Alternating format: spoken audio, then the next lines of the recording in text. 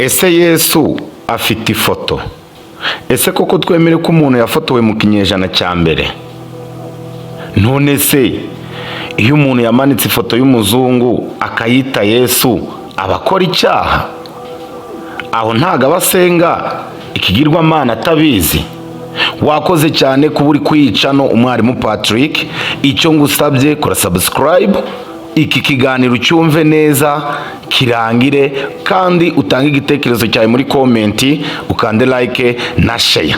Uyu munsi rero tugiye kureba abantu benshi bakomeje kugenda batwandikira batubaza ngo ese Yesu afite ifoto? Nkuko twatangiye tubibaza, ese gufata ifoto dufite tukayimanika mu mazu cyangwa tukayigendera mu matelefone yacu tuyita Yesu, aho ntago twaba dukora ibyaha tutakizi?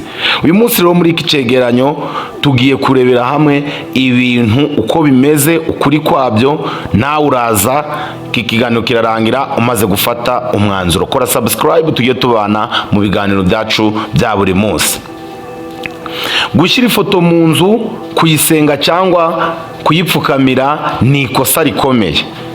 Iyo abantu bavugana n'iyo foto bakayikoraho mu ngo zabo cyangwa mu rusengero cyangwa bakayipfukamira, ibyo ni ugusenga igishushanyo kandi ni ibibabaza Imana. Imana iravuga itya: ntukayipfukamire, ntuyikorere, kuko Uwiteka Imana yawe ndi Imana ifuha. Kuva 20:5. Yesu ntiyigeze afotorwa. Ni gute se dufite ifoto ye? Icyo kibazo nawe ushobora kukibaza. Uko byari bimeze mu gihe Yesu yabaga ku isi, nta mashini yafotoraga yari yakabayeho. Igisubizo: none se dufite ifoto yande? Nugukeka, nuguhimba isura y'umuntu twifuza, kandi ibi si byo Imana ishaka. Brian Deacon ni umusaza w'umwongereza, si Yesu. Rizino rifate Brian Deacon. Amateka y'iyo foto ni ifoto yafashwe mu mwaka w'1970 igaragaza umukinnyi wa filime wagaragaje Yesu mu buryo bwa sinema. Umuntu akaba yitwa Brian Deacon. Ikibazo udukurikirana yatubajije, kuki twayimenyereye nk'isura ya Yesu? Yiriya foto y'uyu mugabo Brian Deacon, kubera iki twayimenyereye nk'isura ya Yesu kugeza aho abantu benshi basigaye bayisenga bavuga ati Yesu Yesu, bakamumanika mu mazu yabo? Igisubizo twaje kubona ni imbaraga z'itangazamakuru, sinema n'umuco w'Uburayi, aho Yesu yagaragajwe nk'umuzungu ufite umusatsi muremure n'amaso meza. Ikindi kibazo, Imana iburira abantu. 3, Imana iburira abantu gusenga iby'amaso yabo yakoze. Kuva 20:4, ntukiremere igishushanyo kibajwe cyangwa igisa n'ishusho yose iri hejuru mu ijuru.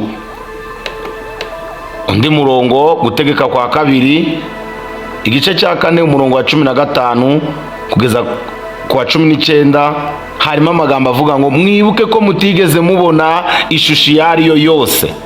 Icyo bivuze, Imana ntiyashatse ko tuyisimbuza ifoto cyangwa ishusho. Iyo ubigenje gutyo uba uyisimbuje igishushanyo, kandi ibyo ni ugusenga ibigirwamana. Gukunda ishusho kurusha umwuka ni ukwibeshya ku Mana. Yesu yavuze iti Imana ni umwuka, abayisenga bagomba kuyisengera mu mwuka no mu kuri. Yohana 4:24. Ibi icyo bivuze, niba usenga ishusho, niba wumva udafite Yesu igihe utarareba ifoto runaka, ntabwo umuzi mu buryo bw'umwuka, ahubwo umuzi mu buryo bw'amashusho bw'iyo foto abantu bose bizeye. Ni uburyo bwo kuyobya bukiza amadini ariko budashoboza ukwizera. Icyo tuzi, ifoto ya Brian Deacon cyangwa izindi zagiye zikorwa zaciye mu matwi ndetse no zinyurana mu maso ya benshi bikagaragara nk'iya Yesu. Impamvu bihangayikishije ubu bituma abantu bizera ishusho aho kwizera umukiza. Si Yesu wacu wo muri Bibiliya, ni Yesu wakozwe n'abantu. Gukunda Yesu nyakuri bisaba kumumenya mu mwuka, si mu ishusho.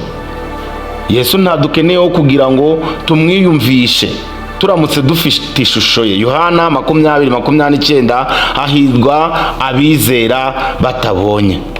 Icyo bivuze, ukwizera nyakuri si ukureba isura ya Yesu mu cyumba cyawe cyangwa mu rusengero aho usengera, ni ukubana nawe mu buzima bwawe bwa buri munsi. Nk'umwanzuro rero twafasha aho tuganira mu magurupe ya WhatsApp, nushaka kuyijyamo